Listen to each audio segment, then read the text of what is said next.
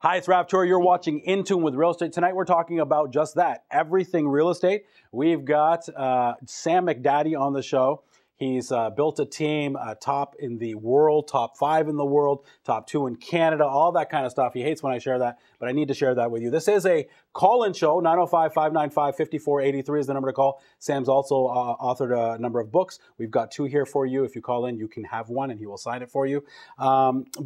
Sam, we were talking about, just now some practicals. Yes. And so I was saying, what's the most important thing when we are choosing a realtor? Yeah.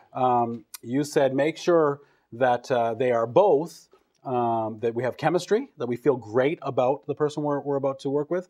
And secondly, they are competent, that they know the area, they know, what's kind of happening. So that's the most important. And obviously, if we can have referrals, talk to 2 or 3 agents, don't just kind of, talk to one.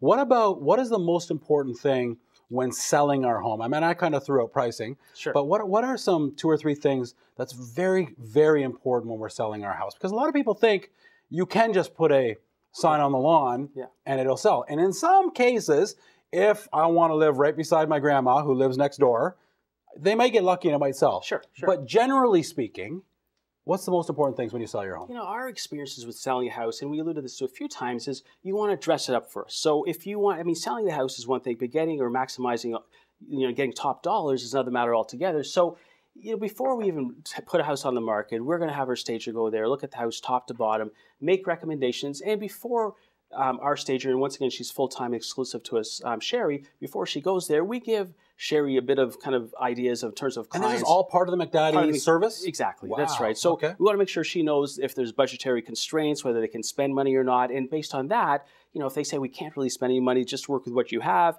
or we've got a couple $1,000s we can allocate towards painting or anything you recommend, but here's our budget, or we have $5,000 or $10,000, if that's going to give us $30,000 or $40,000 return, we're very open to that as well. So we understand before we get on the market, we don't want to get on the market before it's ready. Once it's ready, we're going to get on the market. It's already inspected. If there's any structural deficiencies, we've addressed it or at least have an awareness of it. So we're all systems go. No surprises. It's very important to be stressed out before you sell your house. A lot of people put their house on the market and a day is like 1,000 years, and it's important. Do that kind of stressing, if you will.